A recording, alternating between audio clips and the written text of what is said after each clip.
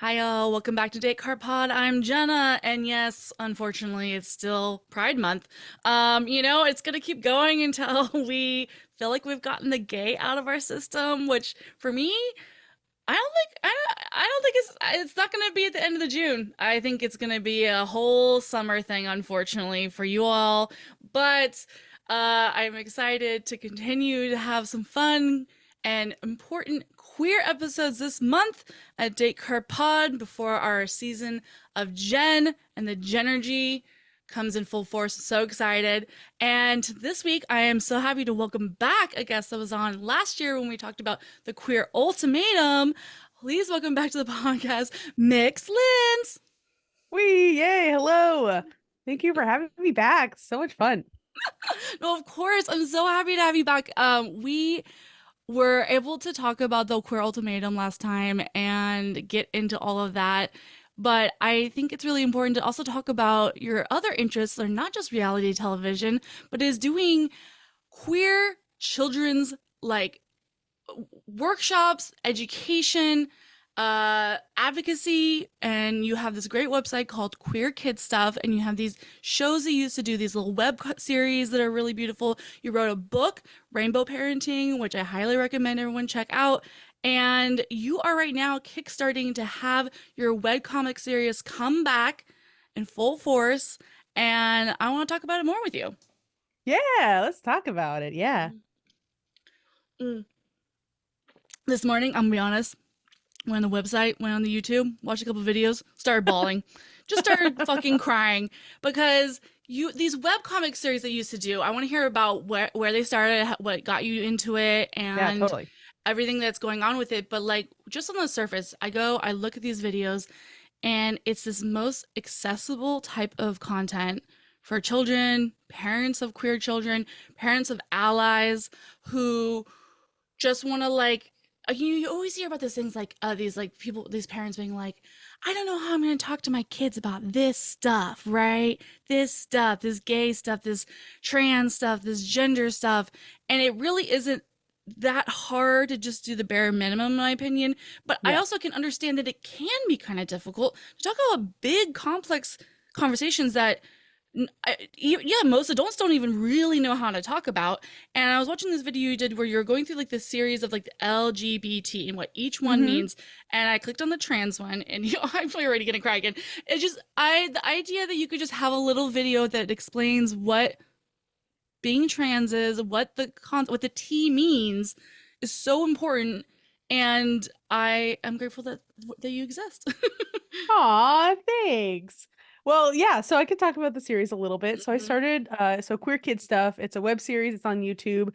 We've got like over 100 videos and edging on 5 million lifetime views and just like tons. Oh my gosh, we're in like so many countries. I actually just put Mm. up like a little bit of like a stats slide on my on the Queer Kid Stuff Instagram. Like we're in some like what like we're in like Russia. I have like video views on my YouTube channel and Hungary, all these places with like anti-LGBT propaganda laws. Wow. Saudi Arabia is on the list. Like it's Yeah. wild. The way that like kind of indie web series like mine can kind of reach like parts of the world where that really nothing else can reach because it has to go through so many filters, right? Mm. Um, so yeah, so I started Queer Kid Stuff in 2016, and it really came out of I've always been like a theater kid. I came up like in undergrad as a theater major, Gay.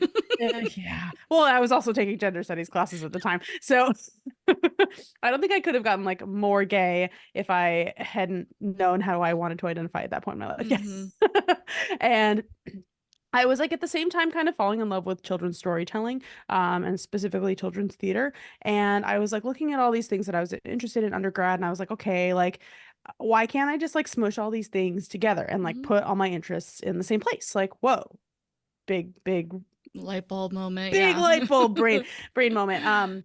And I started to kind of look around and poke around in children's storytelling and in children's theater to try and find like any LGBT representation. Like I was watching like Marceline and Princess Bubblegum were like a thing then, and Steven Mm. Universe was starting to become a thing. And I was just like, okay, like I want more. I want to see this in the spaces where I'm creating and learning a craft. And I found like basically nothing. And the stuff that I did find, I've I directed that play, or like I did all of it by basically by the time I was like 22, and I was like, Oh okay, my what's next? gosh. And I went abroad for a year to do like a master's program, and I found that I was like weirdly very homesick, and I Mhm. ended up watching a lot of like queer YouTubers, queer American YouTubers to like, I don't know, fill that hole. I guess I don't really know.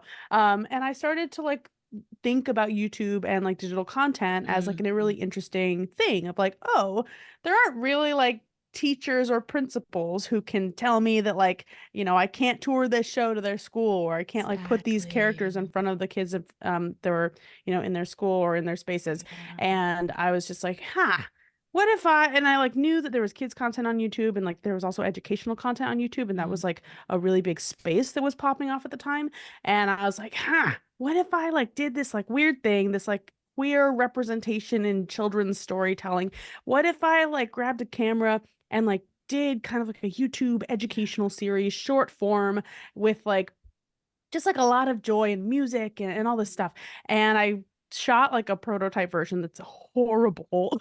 If anyone ever wants to make a documentary about my work one day, I'll give it to them. But like that's basically the only way that that's going to see the light of day.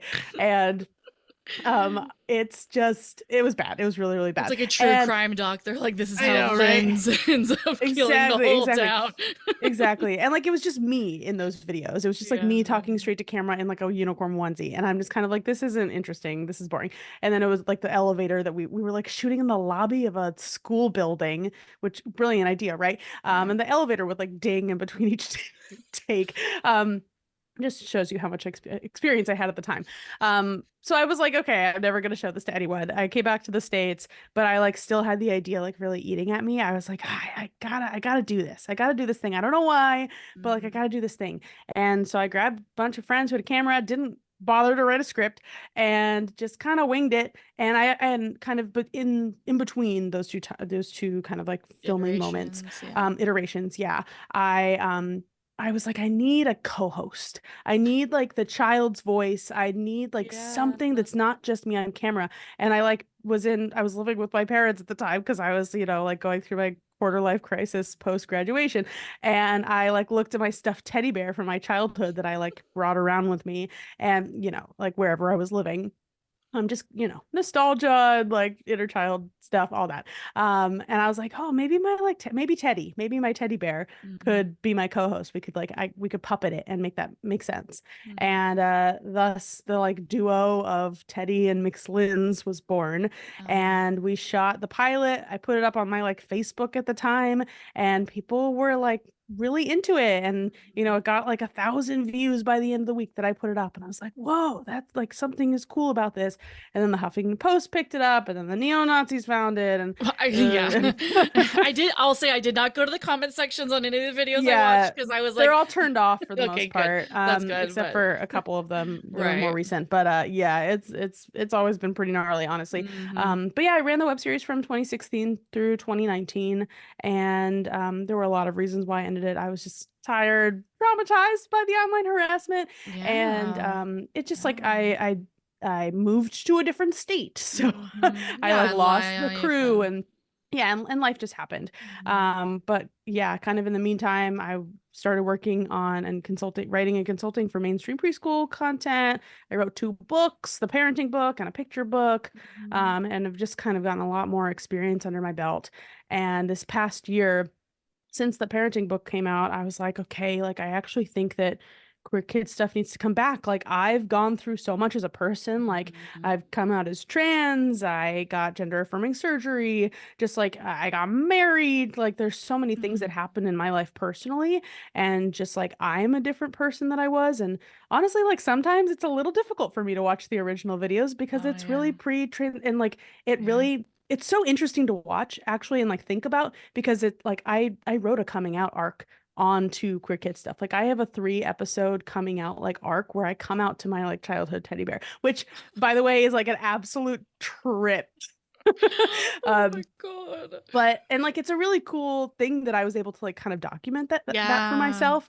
But I'm also kind of like, oh, what cool stuff can I make now that I'm at this point in my life, Mhm. and that we're in this moment politically, right? When we Mhm. need this to essentially combat misinformation around Yeah. queerness and transness in kids, and Yeah. also just like to bring a little joy and healing to our Mhm. community. And yeah, that's kind of a big, those are like a lot of the kind of big reasons why I want to Yeah. bring it back. And just like bring more intersectionality and like be able to bring on cool consultants and a lot of people who I've met over the years who are doing like incredible work, and I want them to contribute to Right. um what I've been able to build through queer kid stuff. So Yeah. I think it's yeah. so important. I think it's like uh we can sometimes get so lost in like doing things just from our own like creative outlet, and we're like, oh, this Yeah. is what we're gonna do and whatever, and then like when we step back and realize that like the big community picture of it all Hmm. is so beautiful and can really not only make it more intersectional and bring in different voices and have like better learning moments, but it also could help you, like it will Yeah. like relieve some of that stress and that like weight of doing it. And so like I think that's beautiful, and I do love that what you're really trying to do, like you said, you're swinging big and you're swinging hard to get this to be a really successful campaign, to make it big and beautiful and what it Hmm. deserves, and to pay queer and trans people to help you make it. And Yeah. I think those are all really important things that it matters, and I really hope it all comes together. And Me too. I hope that like people see the value in having something like this. I mean, as somebody who works with children, I see the endless value in it. Like, I take children to the music and story time all the time, and Hmm. they're so engaged and they're so they are really just these like little sponges that are ready to take in all this information, and it can just be so important to have safe spaces that are just fun and great, and not it's doesn't I saw one of your videos too where you're like, this is what the protesters are mad at, and it's just a video of kids and parents dancing to you singing on a Yeah. guitar. It's like not a problem, and it's really important. It's so important. Oh, thanks. I think so too. And it's interesting to think about like my audience too, because it's interesting kind of like coming back after like it's been making the series, which is what I think I'm probably best known for. And I was like tabling at a local pride last weekend, and I saw like a bunch of people who like had never heard of me before, had never seen Teddy before, had never seen the web series, and were like, "Oh, that sounds so cool. That's great." And then there were also a lot of other people who were like, "Oh my gosh, like I used to watch you. Like I like watched your videos, like I use your videos like with other like with groups of kids that I work with all the time. Like someone came up to me who works in like a pediatrician's office, like all this stuff." And it's Damn. and like a lot of the kids who used to watch my stuff like 5 years ago are now like 8, 9, and 10 year olds. And Mm, now I have like a new audience that's kind of churning into the demographic of the web series. And it's so interesting because like this is a really unique part about children's media generally, and being an mm, artist who creates primarily for young people. I mean, I say like my work is all ages, yeah. but that's kind of like the target audience. Hmm. And it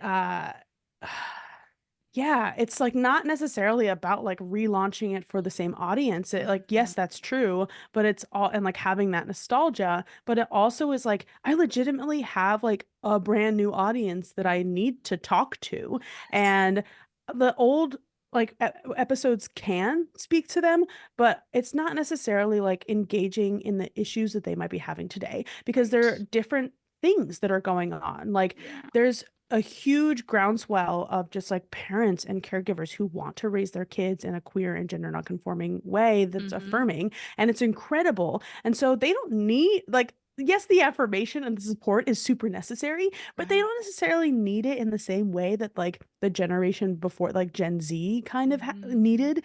And right now it's like, okay, they need that affirmation. That's good. I got that. But what they also need is like they need the language to be able to argue with their peers about why they and like their way of expressing is legitimate. Yeah. Like those kids need that language. Those kids need role models.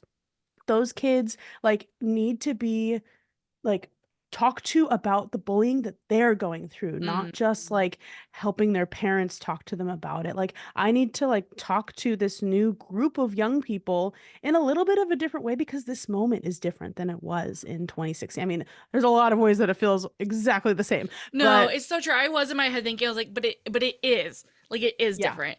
I mean, true, like most parents nowadays are gonna know a lot of the basic terms. They're gonna know what a trans person is. They're gonna know what Yeah.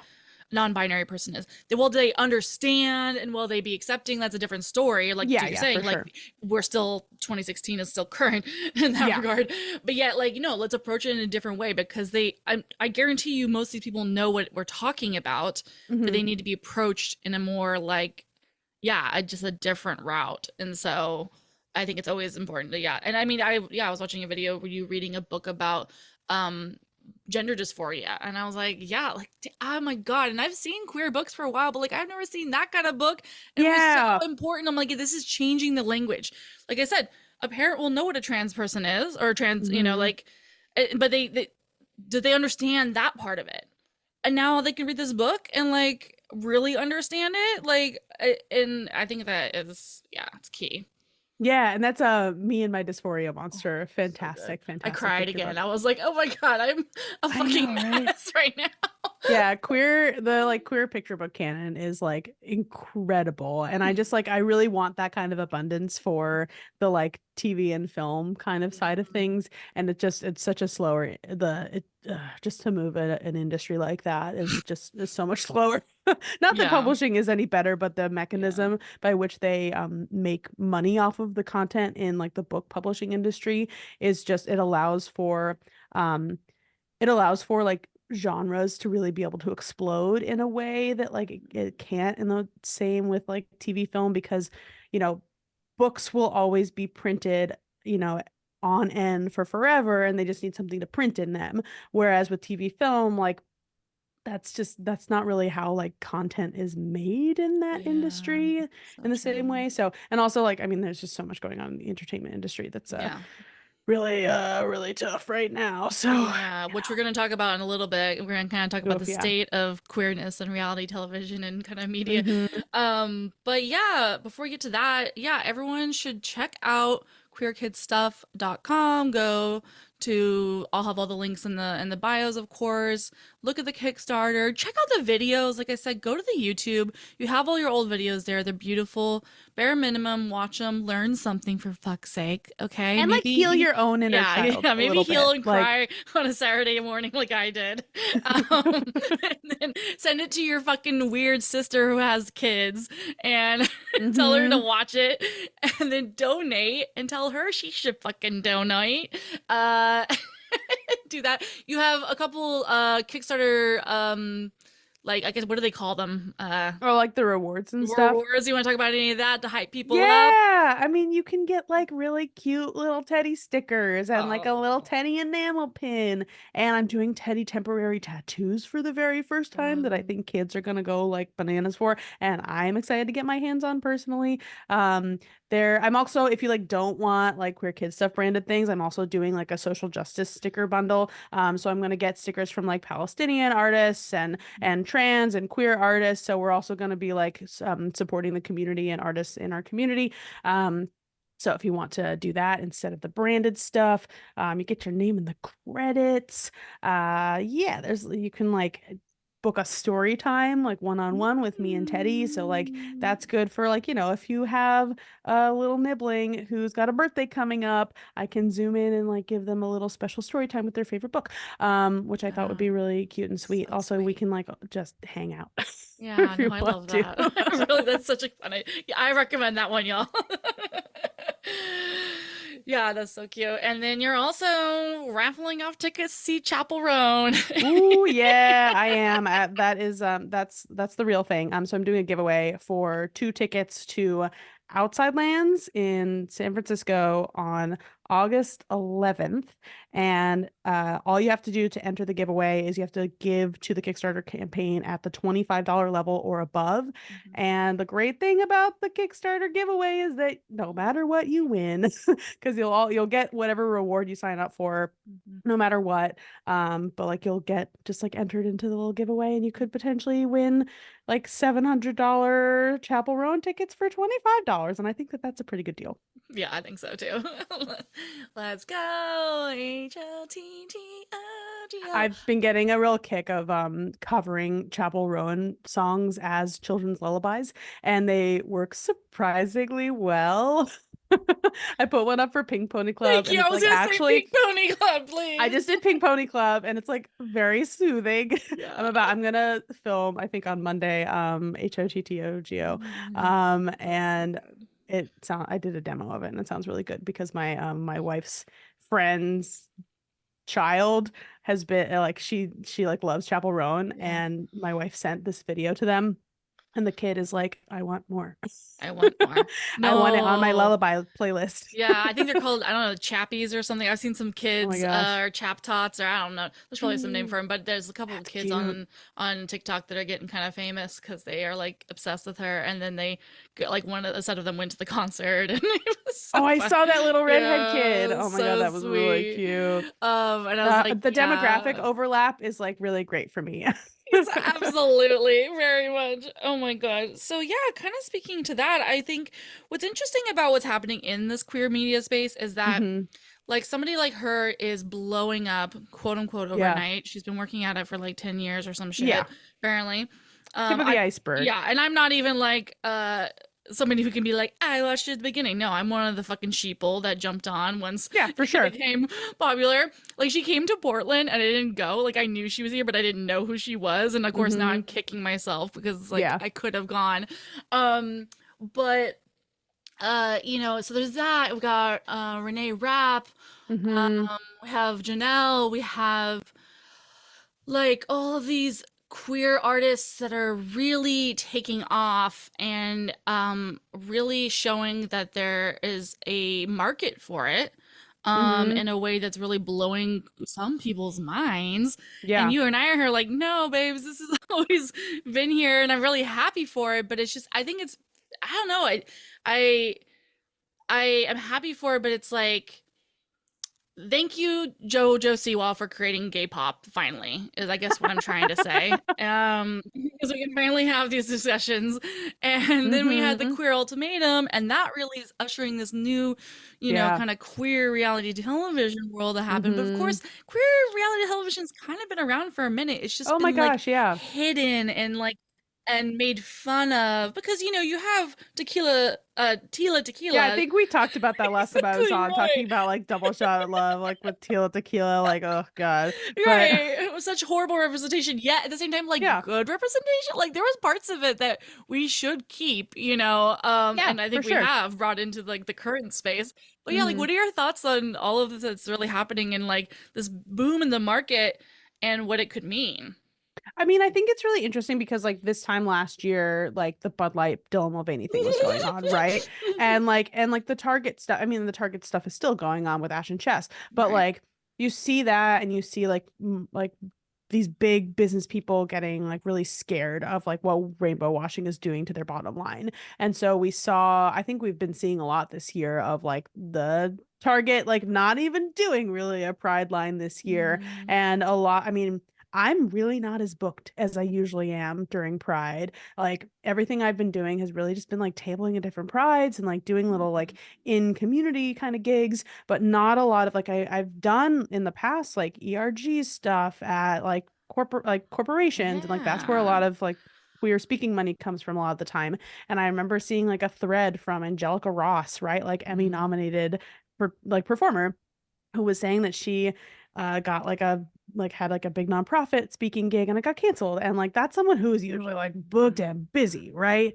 And I think we're seeing a lot of the repercussions from last year, and like this is how the pendulum swings back and mm, forth, right? Of like, okay, like now we're seeing Chapel Roan pop off, we're seeing all this stuff like the queer ultimatum from last year, and I think it just like the thing that is always constant is that the queer community is hungry for mhm. representation always, and that has always been true. That's why queer kid stuff popped off in the beginning, Yeah. like in the Yeah. first place, right? Yeah.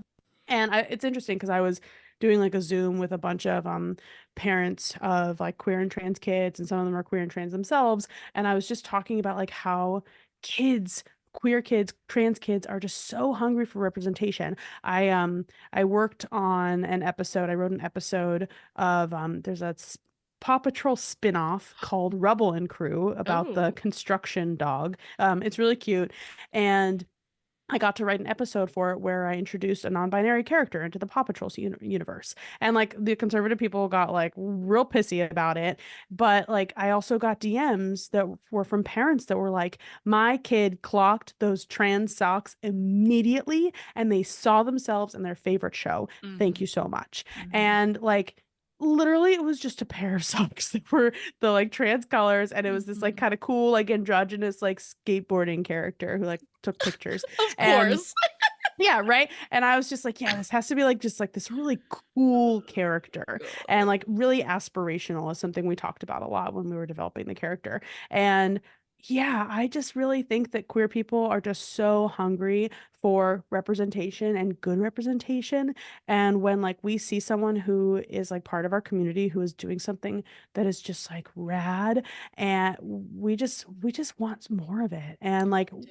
people are willing to like go into their wallets that are like pretty dusty right now and make it happen, right? And I hope that I mean, even with like the Bud Light thing, like I know that GLAAD has been doing a lot of work to like talk about like what consumers actually believe and like if they'll like give money to companies that like are standing by their values and all this stuff. And like generally those studies like come out with like people want like are cool with gay people. People Yeah. are like cool with seeing all this stuff. It's just this like very vocal minority. Yeah. And like the way that I've seen that kind of proven to me is I did this school gig in, I want to say it was like late February, early April, and it was like basically the only school gig that I got like this entire school year Yeah. because the culture of fear is so bad right now. Mm. And I went to them. It was this like I think it was a public school, public elementary school in the Los Angeles area, and oh my gosh, parents were not happy that I was going to that school. I like zoomed into a PTA meeting to give a presentation of like this is what I do, this is what I'm gonna do in the school, and all this stuff. And people, it just like totally devolved. It was such a shit show, and I just remember like having to kind of like coddle the principal and like dealing with her anxiety around it. And like I was getting anxious too. It was scary. There were Yeah. going to be a parent protest and all this stuff. But guess how many people they heard from? Seven. They heard from seven people getting those phone calls. Want to know how many kids they have in their school? Yeah. Over 500. Yeah. Seven Wow. out of Yeah. 500. Yeah. And that was what was causing them anxiety. And like this like parent protest, the parents who were supportive ended up like giving like getting rainbow bagels for me in the morning and the Mhm. staff. And they staged a counter protest. And like the school superintendent came and school board members came and the like local city mayor came Yeah. and all this stuff. And like and they Amazing. outnumbered the Yeah. parent protest. And I don't know. I'm just like seeing this real like groundswell of people like coming up and like standing by like the queer and trans community. And it's just like a lot less vocal, but that doesn't mean it's not there and that it No. isn't the like actual majority of people. Yes. So I think it's really just like about like we got to get through this election and just like whatever that means. And we got to get through to the end of this year. And I just really think that the pendulum is just going to keep moving back in our direction. Yeah. It just kind of feels like we like the rock bottom keeps getting lower and lower Yeah, is the no, thing. it makes me upset to hear, and I believe it and I see it too, that yeah, the corporate level of the fear is winning over in those spaces. And like Hmm. I was just talking to Sophia, the lesbian beauty queen that I had on last week, and she was talking about that oh God, what was my point? My brain is like fried from all this gay. I know, right?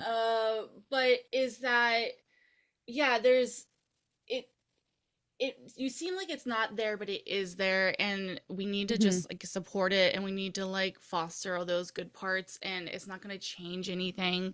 And there's going to be misinformation that's put out there, and there's going to be these Yeah. fear tactics, but it's not the reality of the actual situation. Like all the Yeah. people that she's ever met really are supportive of her being in this position and going out there, and like that it's just it is the case, but they are trying to like silence. It's made that way. It's made to Hmm. silence us, to keep us suppressed, and so we just have to continue to be as loud as we possibly can to make some kind Hmm. of difference where we can, and also move it forward back again, and get this representation out there. I know that people are so hungry and thirsty for it, and The Ultimatum was one of the highest rated shows of last year, you know? Yeah. Yeah, Reality I'm not shows. surprised.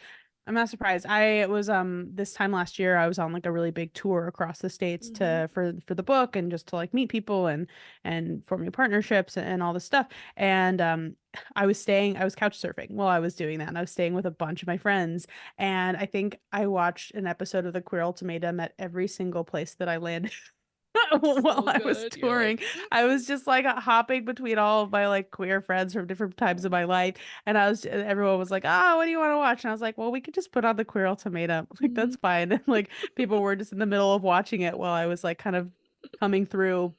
And so I must have watched the first couple episodes like so many So times many just because times. of that. Oh, I love it. So yeah, and like to your other point, is that going to go about the like 7 parents to 500 like Hmm. families, etc. The thing I wanted to talk to you about this phenomenon that's happening on BachelorNation.com, on the actual Instagram page Yeah. for the franchise. They are feeding us a bunch of queer videos this month, and they started doing it last year, and I think maybe the year before it was like one video. And Hmm. then like last year was this compilation video, which was still pretty shocking. And then this year there's Hmm. been like 4 or 5 of them. And we'll kind of get into them and I like what does it mean? But what I found interesting is you go in the comment section and there are shitbags. Do not get me wrong. I've been Yeah, for roasting sure. them. But the majority are people being like, hell yeah, bro. When's our season? We're Hmm. ready. We love it. Happy Pride. Let's be kind. And then Yeah. there are the Sarahs and Hannahs who are in there and are being like, "Oh, it's pride's a sin," and Yeah. Yeah. um, I saw these people who were like 2 different people were like, "Yeah, the rainbow, Noah's Ark. Have you heard of it?" Oh my God. Kind of, and I I mean, was like, I get the same comments. It's so ridiculous. and I'm like, did they go to like a group meeting to learn like that's the way? Because I had never seen that specific like Noah's Ark comment before, and I thought that was pretty funny. I don't know. It's ridiculous. I think it's so funny whenever I get the like the Bible verses getting quoted at me thing, which I also get a lot. I've started replying to them of like, "Oh, like do you want me to like talk to you about the church that I just spoke at during like Pride Month Mm-hmm. this year?" And Mm-hmm. I'm just like I like yeah, like I was invited to do a children's moment at a church and like that's literally what's going on right now and like while you're quoting Bible verses at me and it's just the irony is just it's yeah. It's crazy. So, what do you think about the fact that Bachelor Nation is really pushing this thing? Because listen, Ducks. I know people don't think it's gonna happen. I need you guys to listen. We have to get ready. It's happening. It's I happening. think so. I It's think happening. so. I think it's happening, and I think it's gonna happen like in the next year or so. And so we better be ready. And I think that this is a way that they're continuing to do this. I said it in a real fucking crazy J-anon last year, but I was like, they are sprinkling this shit in to prepare us. And then they've really gone full hard. They had Jen, the lead. They I had saw Joan, that. the next Golden Bachelor, do it. They Yeah. had Kathy do it. They had a blog post about it. Happy Pride, bitches. Like, what? Yeah, they're priming their audience. I mean, so much of social media too, especially for big brands like that, is really about testing the waters and experimenting and being like, okay, like will our audience allow us to do this thing? Is this something we can get away with? All of that. Like they like The Bachelor, I think especially has just like so many ways of doing that kind of testing. I mean, we were talking about this of like the bisexual season that they did in Mm-hmm. Australia that I did happen to watch and like it was great. Mm-hmm. And it was a blast. It was a really fun time. And they had just like a really great bachelorette and the people they had on were awesome and there was like one of the contenders who like got really far and like I can't remember. I actually don't think she ended up going to hometowns. But like sorry, Mm-hmm. spoilers I Yeah, guess I mean, it's fine. for the Australian A show one that season. can never be seen anymore.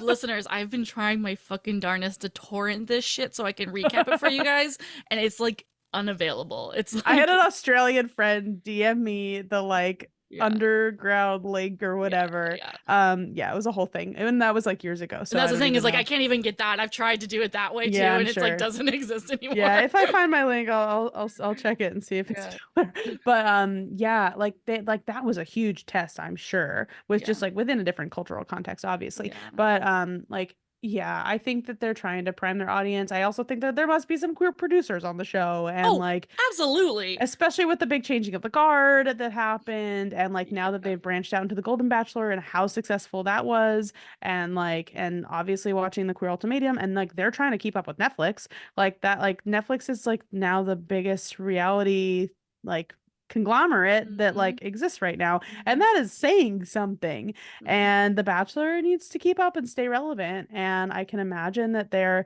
starting to need to understand like how to branch out into different niches and different genres. Not that like queerness is a niche or anything like that, but like that's how they think. That's how, unfortunately, how they think about it. Yeah. And they need to cover their demographics, because if you're looking for such a if you're looking at such like a gen pop audience, right? Like there are like, and you want to get as many advertising dollars as possible and you want to make money, ultimately, like diversity and diversifying your content is, you know, scaling your bottom line. And I mean, just like from a business perspective, right? And so it makes sense to start to branch out and also to segment those audiences Yeah. too, of Mhm. like being able to say, like, how can we bring in new audiences? And if we want to bring in a new queer audience, we can get to them through a essentially a spin-off, right? Mhm. Yeah. And maybe we get them into the main show, and like that's more eyeballs, which means more dollars. So Right. Yeah, absolutely. And like the fact that like a lot of these contestants keep coming out as gay, like you can't fucking stop us. We're in your yeah, walls.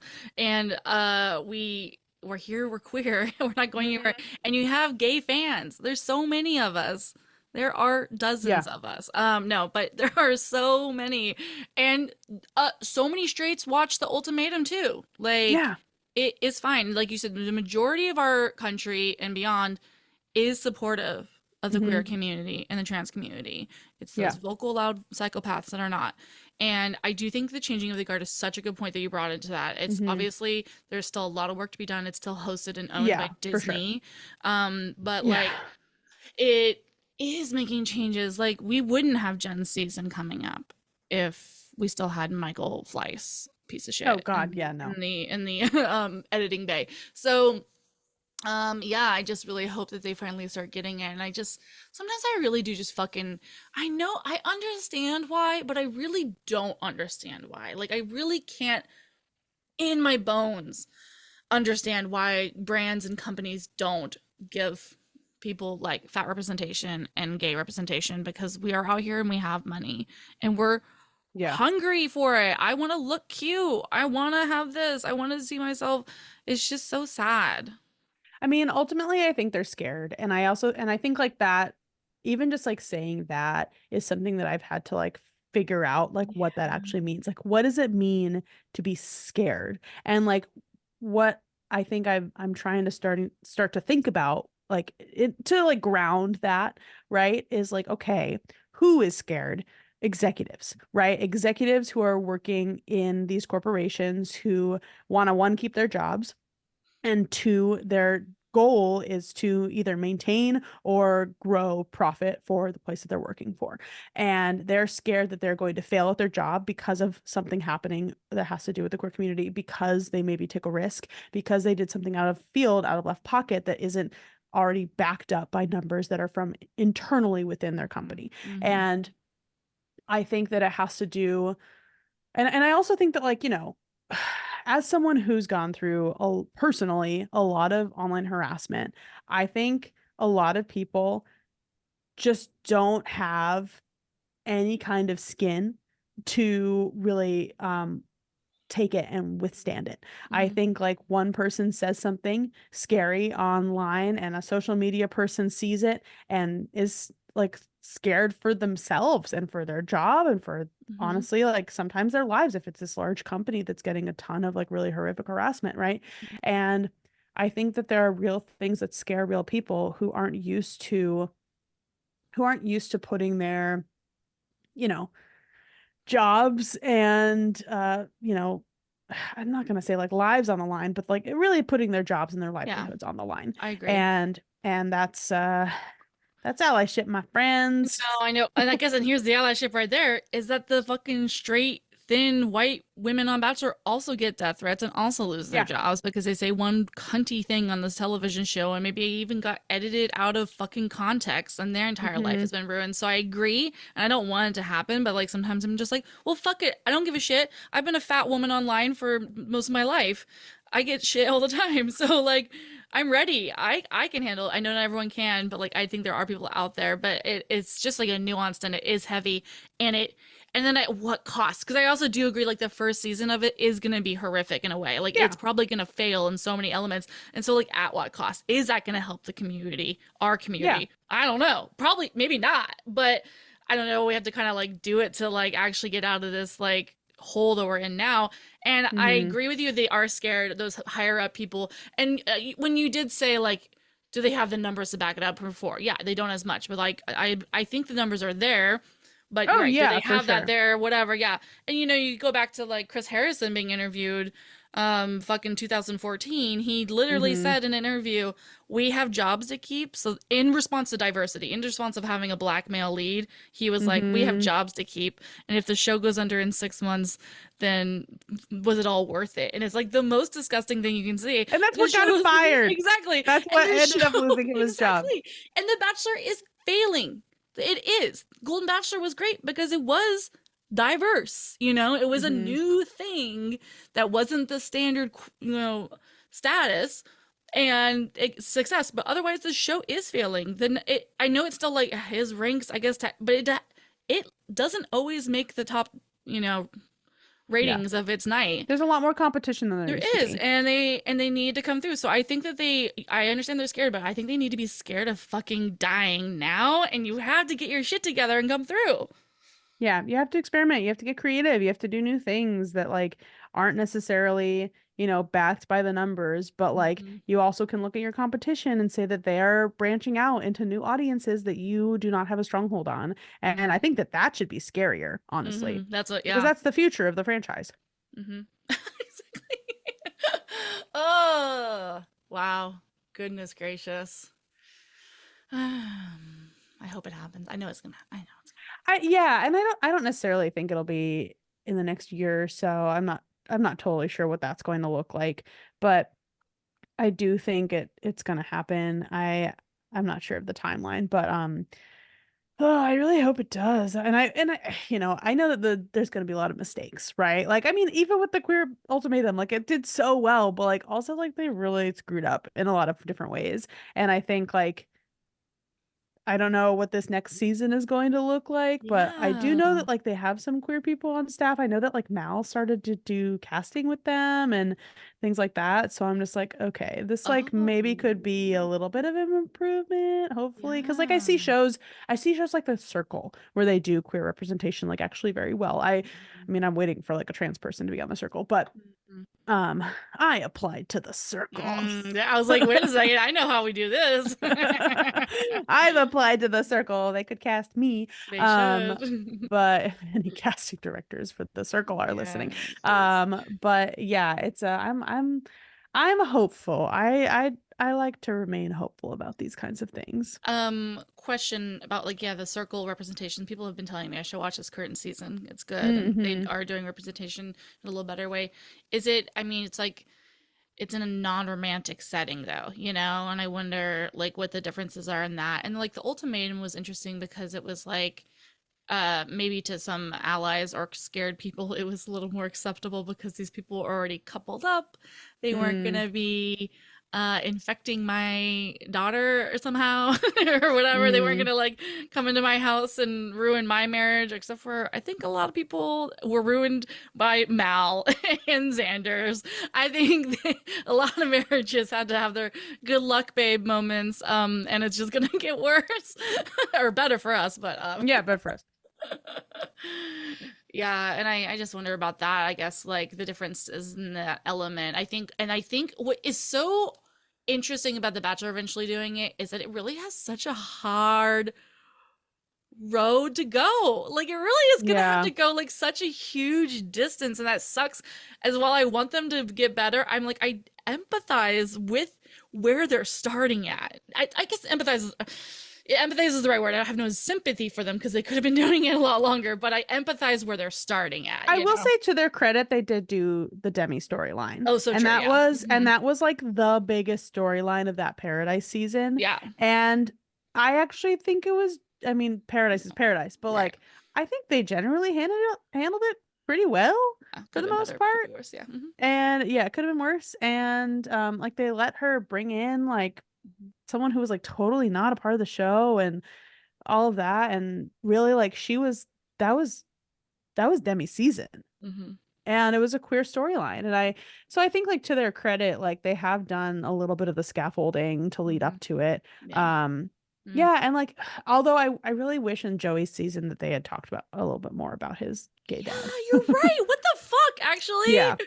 What the But like also actual that could fuck? have been like a thing that Joey didn't want to talk about. I don't Yeah, know. sure. So Yeah. Yeah, good point. that could have been a lot of other stuff, but there's Uh, like privacy stuff in there too. So, you well, know. I deserve it. No, because we were like, I mean, when we were all like, they picked Joey? Why? And then I was like, my conspiracy was like, oh yeah, they're trying to bring the gays in. And they didn't even give us the No, gay I don't dad. no, they we didn't meet his dad. We didn't He was yeah, there he and he didn't was talk about it. quiet. He sat and he was quiet and he looked like he was gonna cry, which is how I want Mhm. most dads, but I needed more. Yeah, I needed a little bit more from that. But Yeah.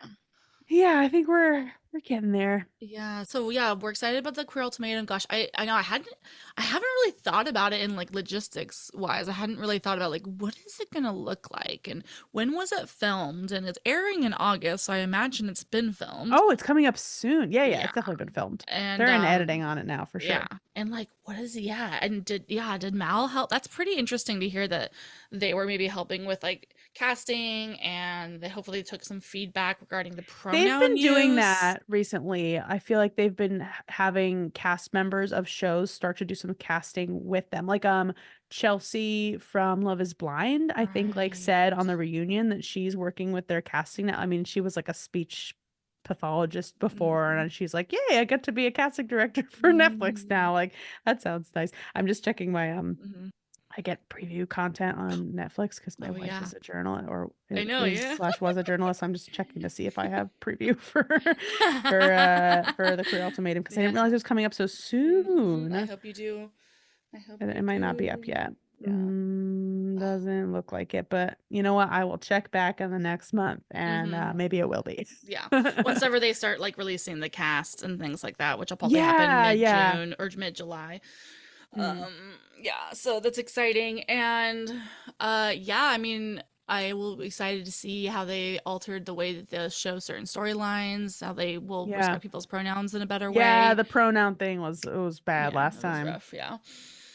Also, just like the Um, mental health of it all. We mm, talked about all of this I last know, time. Oh, but man. it's rough. It's rough. These gays are trying to kill me. Indeed, indeed. So yeah, what are your hopes and dreams for it to be? I guess like do you have like a what show out there would you just immediately right now want like an all gay cast? Like for me, Oh my I gosh. feel like I want an all queer American Idol. just, That would be just great. yeah. It's actually interesting because I've like toyed with like because I'm a singer, I'm a musician. Mhm. I've toyed with trying out for some of those shows before, and immediately when I was like looking at like okay, American Idol, The Voice, I was like, oh, I can't do American Idol because there is a popular vote on American Idol. If Jennifer Hudson can't get the popular vote, Like then I don't think like a little trans non-binary children's performer can can get the popular vote. So I was like, okay, The Voice is like a maybe a better option. So I think we already have seen some trans representation on The mhm. Voice. Mhm. Sasha, what's his face, was on it with like his dad. I follow him on TikTok. He's just like he's a really talented musician. Um, but he's a trans guy and he was on and um yeah, I would love to see just like more trans musician like Mhm. representation, queer and trans musicians Yeah. would be rad. And like, oh my gosh, the judges you could get just for that Mhm. season, Mhm. would be incredible. I love the queer and trans representation that I've seen on Dancing with the Stars. Oh yeah. Um So The true. best thing I've ever seen JoJo, JoJo let's Siwa go. do was that Cinderella of their Disney night or whatever. That's the best thing I've ever seen her do. It was gorgeous. So I still think JoJo Siwa's an egg, but we're not going to talk about that. I was my brain went to a TikTok I saw this week. I'm not gonna talk about it. We're not going to talk about it, but wink, wink. But yeah, oh man, what show would I want to see all queer cast on? I mean, we're gonna talk about the Traitors, and I would Yeah, love to see an yeah. all queer cast of the Traitors. That Let's would be go. Let's go. incredible. Um, oh man, trying to think what else. Like I feel like Survivor's already been pretty Survivor's infiltrated. pretty queer. Yeah, I so watch a lot of The Challenge, and there are a oh, lot of queer contestants on that show. Actually, mhm. spoiler alert for the new All-Star season, a queer challenger just won, and I just finished the final episode today. By the way, the And mover, the challenger is also queer. When you said queer incredible. challenger, I was like, oh, I saw that movie. Incredible. Oh, I didn't see that one. My wife saw it and Uh, I was well, she saw it without me and I was like, why did you do that? divorce. Yeah. Yeah, 1-800 divorce. But oh, I was just thinking of one. Um all queer and trans Shark Tank. That would be great. That's the answer. There we Actually, go. that is iconic. Yeah. If Right?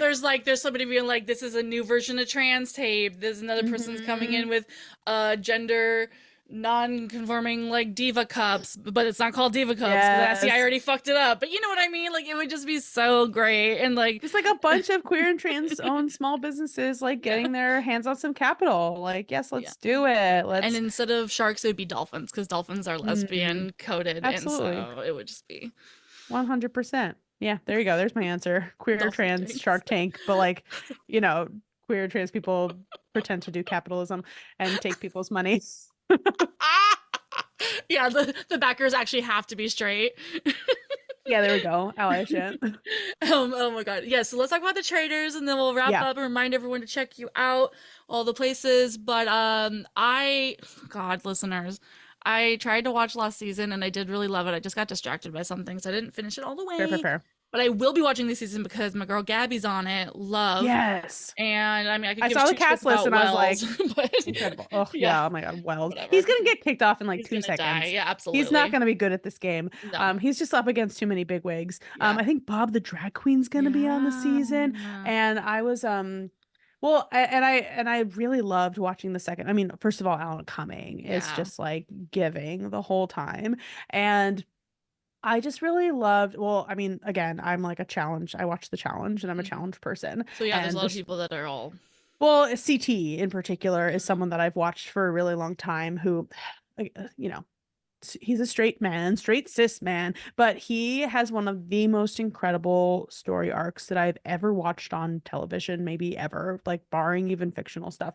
He Mm. is such an interesting person who has lived. Oh man, if anyone wants to do anything after this podcast or just right now, pause it and like go to YouTube and watch like a CT Tamborillo like compilation. Like Yeah. you're gonna go on a journey with this man who was this like hothead from Boston who just like is now this like big teddy bear Mm. boy who like yeah, Is everything's like just soft and an ally and he's grown and he's yeah, he's a respects grown women. man and like yeah, and like you watch him like kind of like in his early years in the challenge shows, like he was this like hothead guy and he falls in love with this woman named Demi, who's a breast cancer survivor and they like go through a lot of stuff together on the show and like he has to take a break after like she has some diagnosis stuff and it's just all like he's just like had a really beautiful journey and I was just like really happy even though he's like a cis straight white man. I was just kind of like, oh, CT, yes, I want this for you. Hmm. And I just like it just having that background made the second season of Traders just like so much juicier. I love And I'm that. See, I need to excited. know more of this. Okay, I love Well, this. see, yeah, you need a little bit of the lore, I and know. well, and to be fair, like the challenge has like over like has so So many many seasons. It's got like seasons, yeah. over like 30 seasons. I got into it in like college, so I Yeah. kind of Yeah. like caught up then, and now have been like on and off for like the last however many years. Um, But yeah, it's helpful to have the context. But like, it's so cool going into a show like Traders where all of these people, like, I don't really know all of the housewife stuff, Right. but like, I was still able to like really man, Phaedra is just like So so iconic. incredible. Yeah, it was And I great. really wish Peppermint had been on the show longer. I And I know that know. I think Alan Cumming, there have been headlines coming out that like Alan Cumming was like fighting for more queer and trans folks to be on the show after Peppermint Mhm. was kicked off. And I'm just really excited to see what this So, next do cast we brings. do we just have the two gays that we know right now, I Bob think, let's and see. Gabby? Let me look. Because Hold I feel on. like, or at least we should also always I clarify feel like there's out. more. Those could be always, yeah. Let Yeah. me pull it up. Hold on. That that season was very entertaining. It For what I was watched. good What I think stuff. I want is I need to find listeners DM me when the new season comes out, starts getting going, is that I need to like listen to a podcast or a YouTube that kind of just gives me the backstory Mm, of some of the other people, and like that would help me so much more. Because while I did enjoy most of it, not knowing half the people, I know that if I knew more of them, I would be more stoked, right? yeah. Well, So, Chriselle is also oh gonna be right, that's on. what it is. I knew there was yes, That's the first one that I saw that I was like, ooh, this yes. season's gonna be good. Oh my God, imagine Chriselle as a traitor. Oh, Mm-hmm. and yeah, Gabby, Bob the drag queen. See, some of these people I don't know. I mean, it'll be funny to have. So Tom Sandoval is going to be on. That'll Oh be yeah. Isn't interesting. he like I feel like he's just like 2 days away from coming out as bi. Yeah, probably. But just to get people to like him again. Yeah, he's really doing a lot You there. could cancel me for that Um, one, folks. but yeah, Gabby and Bob and Chriselle are really who I'm going to be watching Yeah, for Gabby's gonna kill sure. it. I'm gonna be honest, because I'm so she excited. plays stupid so fucking good. Oh, Oh she my does. god, people Her are whole not. season. Ugh. She'll just eviscerate you. I rewatched the clip where she like told Clayton to fuck off basically, and we were all just like on the edge of our Oh my seats. God. Well, you didn't actually mean it, Amazing. and he's like, "Can I walk you out?" She's like, "No." No. Oh my God, her tude. It's just great. All three of them are just gonna be, oh, they're gonna be so good. I'm really excited for Bob. Bob is just like so freaking funny and is just like not gonna BS anybody. Oh, it's gonna be so good. And Chris, oh my God. I mean, do you watch Selling Sunset? No, but I'm a fan of her through G Oh Flip, so man, I've well, taken in yeah, some of yeah, her yeah, content, and for sure. yeah. Oh man, some of the stuff that she gets up to on Selling Sunset, she does not take anybody's shit. Like Mhm. she hits below the belt sometimes, which is like not great. But and like there's been stuff on the show where I'm kind of like, oh, Chriselle, like maybe that's not the way. But like people come at her and she is not afraid. Mhm. And oh man, it's gonna be really interesting. So I think There's a that's lot of great. just like personalities. Oh my God, but friggin' Wells. Ugh. Like, Why? why? Jinx. I He's don't so know like who he's friends desperate. with. I don't know who he's friends with that like gets him all this stuff. And like he's just like the classic failing up Yeah. kind of guy. And I'm just like, why this guy? Why him? Uh, With like the potty joke humor. I'm like, I work with like 3-year-olds who have better jokes than him. Like it's literally. bad. And I listen to a lot of Game of Roses and they're comedy writers. And I'm like, come on, guys. He just like literally I think he's probably seen where some of the bodies are buried. Because they let him, they gave him the password to something when he was, Hmm. hosting VIP or some shit, and I think he just knows where some of the bodies are buried, and that's why they had to keep him in the cycle to keep him fed. Otherwise, he's gonna start I don't slipping know. and telling. And honestly, I can't wait for that. I hope he does. I hope he gets drunk one night and starts exposing the secrets. When he gets murdered on the Traitors season 3. Yeah.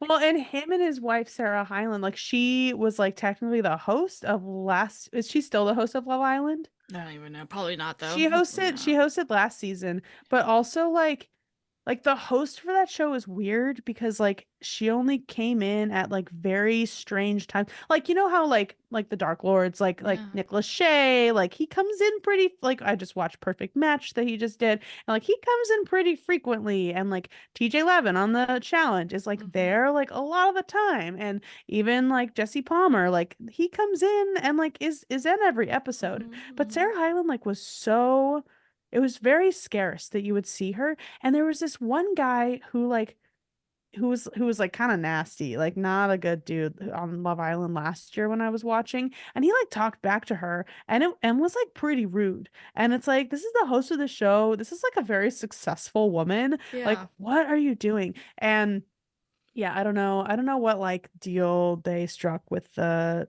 reality television devil, but they need to renegotiate their contract. Well, and actually, just realizing now, speak of weird hosting choices, do you think Joanna the Straight will come back for season 2 of Oh my God, that Ultimatum? was so weird. Oh, I Weird. remember we talked about that. Yeah. Oh my gosh, why? It's because she was on like some weird show on Netflix and they were Pushing like, daisies, or I who don't can know. we pay who already has a contract with us?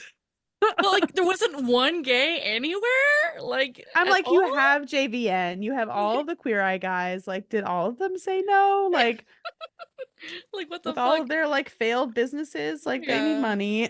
God damn. Like, it was so fucking funny. And I still hold true that Nick and Vanessa were just too homophobic for it. And I don't know if that's changed in the last year. But so I I'm just don't wondering if know. Joanna's gonna come in back, or if they will have listened and they got Haley Kiyoko. She's right Oh there. hell yeah, she's right there, and Becca with Becca Tilly right Yeah, she's there. right there.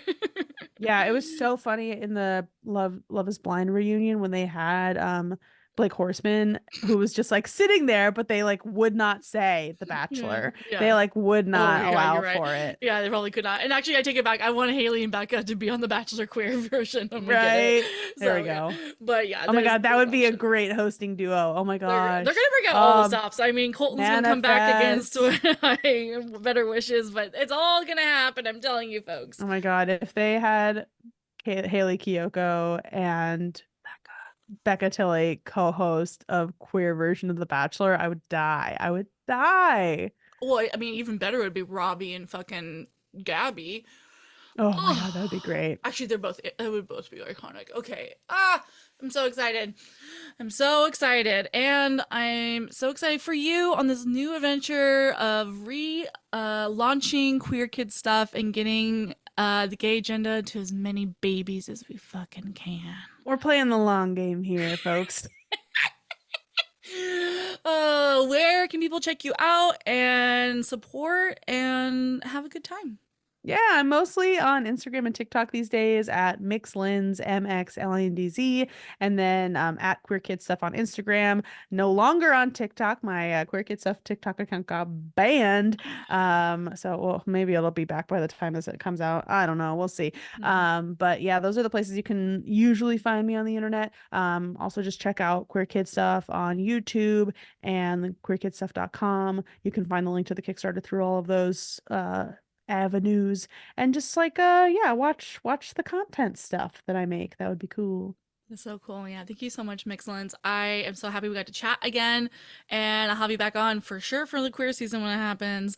And Absolutely. I think, am I a friend of the pod now you are officially? officially a friend of the pod, like major friend of the pod. I saw you were like just posting online. I was like, wait, I have to have you back on. I need you on Yes. for this pride. So I'm glad we were able to connect. And I look forward to having you back on for sure. Let's do the Golden Bachelorette, like Let's this do bonus it. seasons. I love it.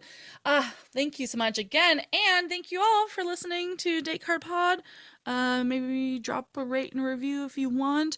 I did get a better microphone. If you're hearing my voice and you're not very mad at me right now, that's because I finally figured out which microphone to use. And I'm so sorry I was torturing you guys, but I still love you. Okay, bye. Stay gay.